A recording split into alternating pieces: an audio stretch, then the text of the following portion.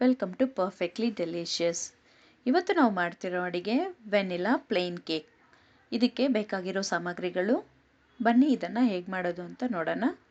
ನಾವಿವತ್ತು 6 ಮೊಟ್ಟೆಯಿಂದ ಈ ಕೇಕ್ನ ಮಾಡ್ತಾಯಿದ್ದೀವಿ. ಅದಕ್ಕೆ ಎಗ್ ವೈಟ್ಸು ಮತ್ತು ಯೋಕು ಸಪ್ರೇಟ್ ಮಾಡಿ 2 ಬೌಲ್ಗೆ ಹಾಕ್ಕೊತಾ ಇದ್ದೀನಿ. ನೋಡಿದ್ದೀರಾ ಹಿಂಗೆ.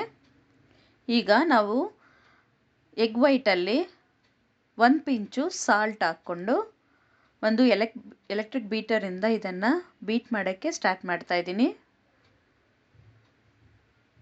ಈಗ 1 ನಿಮಿಷ ಇದನ್ನು ಬೀಟ್ ಮಾಡಿದ ನಂತರ 1 ಕಪ್ಪು ಪುಡಿ ಮಾಡ್ಕೊಂಡಿರೋ ಸಕ್ಕರೆ ತೊಗೊಂಡಿದ್ದೀನಿ. ಅದರಲ್ಲಿ 3/4 ಬಟ್ಲಷ್ಟು ಈ ಎಗ್ ವೈಟಲ್ಲೇ ಹಾಕಿ ಚೆನ್ನಾಗಿ ಸ್ಟಿಫ್ ಬೀಕ್ಸ್ ಬರೋವರೆಗೂ ಇದನ್ನು ಬೀಟ್ ಮಾಡ್ಕೋಬೇಕು.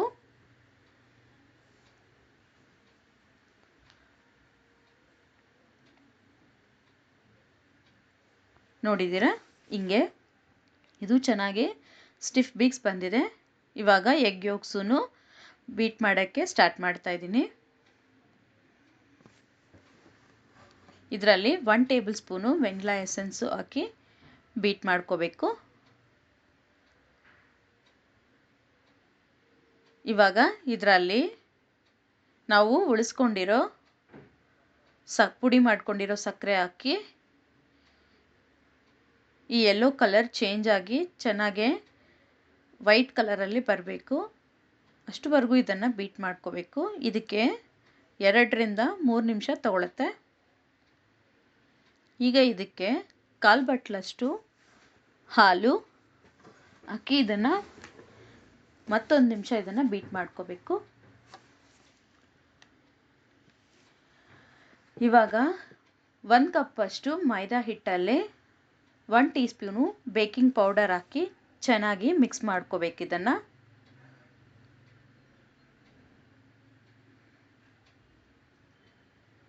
ಇದರಲ್ಲಿ ಸ್ವಲ್ಪ ಸ್ವಲ್ಪ ಹಾಕ್ಕೊಂಡು ಲೋ ಸ್ಪೀಡಲ್ಲಿ ಇದನ್ನು ಬೀಟ್ ಮಾಡ್ತಾ ಇದ್ದೀನಿ.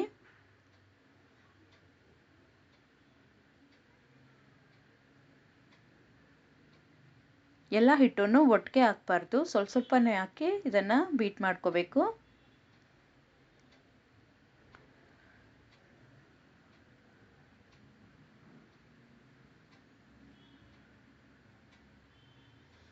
ಈಗ ಕೊನೆಗೆ 1/4 ಬಟ್ಲಷ್ಟು ಸನ್ಫ್ಲವರ್ ಆಯಿಲ್ ಹಾಕಿ ಮತ್ತೆ 1 ನಿಮಿಷ ಅಷ್ಟು ಇದನ್ನು ಬೀಟ್ ಮಾಡಿದ್ರೆ ಸಾಕಾಗತ್ತೆ. ಎಣ್ಣೆ ಹಾಕಿದ್ಮೇಲೆ ತುಂಬ ಹೊತ್ತು ಇದನ್ನು ಬೀಟ್ ಮಾಡಬಾರ್ದು.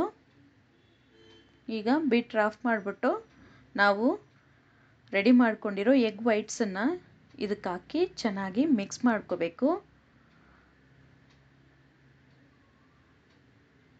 ಇದಕ್ಕೆ ಸ್ವಲ್ಪ ಟೈಮ್ ತಗೊಳುತ್ತೆ. ಇದನ್ನು ಜೋರಾಗಿ ಮಿಕ್ಸ್ ಮಾಡಿದರೆ ಈ ಏರ್ ಬಬಲ್ಸ್ ಎಲ್ಲ ಮುರಿದೋಗಿ ಕೇಕು ಸ್ಪಾಂಜಿಯಾಗಿ ಬರಲ್ಲ.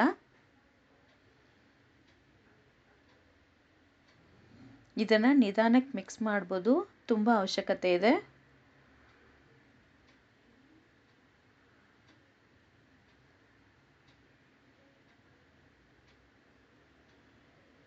ನೋಡಿದಿರಾ ಎಷ್ಟು ಬೆಳ್ಳಗೆ ಬಂದಿದೆ ಇದು. ನಾನಿವತ್ತು 6 ಇಂಚು ಸ್ಕ್ವೇರ್ ಟಿನ್ನಲ್ಲಿ ಬಟರ್ ಶೀಟ್ ಹಾಕಿ ರೆಡಿ ಮಾಡಿದ್ದೀನಿ. ಅದರಲ್ಲಿ ನಾವೀಗ ಕಳಿಸ್ಕೊಂಡಿರೋ ಕೇಕ್ ಹಿಟ್ಟನ್ನು ಹಾಕಿ ಬೇಕ್ ಮಾಡ್ಕೋಬೇಕು. ಈಗ ಇದರಲ್ಲಿ ಏರ್ ಬಬಲ್ಸ್ ಎಲ್ಲ ಒಂದು ಸತಿ ಟೂತ್ ಪಿಕ್ ಇಟ್ಟು ರಿಲೀಸ್ ಮಾಡ್ತಾ ಇದ್ದೀನಿ. ಇವಾಗ ಇದನ್ನು ಆಲ್ರೆಡಿ 10 ನಿಮಿಷ ಪ್ರೀ ಹೀಟ್ ಆಗಿರೋ ಅವನಲ್ಲಿಟ್ಟು ಒಂದು 30 ನಿಮಿಷ ಇದನ್ನು ಬೇಕ್ ಮಾಡ್ಕೋಬೇಕು.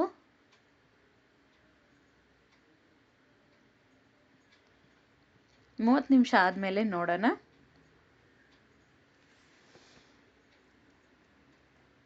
ಇದು ಬೇಕಾಗಿದೆಯಾ ಇಲ್ವಾ ಅಂತ ಚೆಕ್ ಮಾಡೋಕ್ಕೋಸ್ಕರ ಒಂದು ಟೂತ್ ಪಿಕ್ಕನ್ನು ಹಿಂಗೆ ಚೆಕ್ ಮಾಡಿ ನೋಡಿದ್ರೆ ಹಿಟ್ಟು ಅಂಟ್ಕೊಂಡಿರ ಬರಬೇಕು. ಈಗ ಈ ಕೇಕು ರೆಡಿಯಾಗಿದೆ. ಈಗ ಡಿಮೋಲ್ಡ್ ಮಾಡ್ಕೊಳ್ಳೋಣ. ನಾವು ಹಾಕಿರೋ ಬಟರ್ ಶೀಟೆಲ್ಲ ತೆಗಿತಾ ಇದ್ದೀನಿ.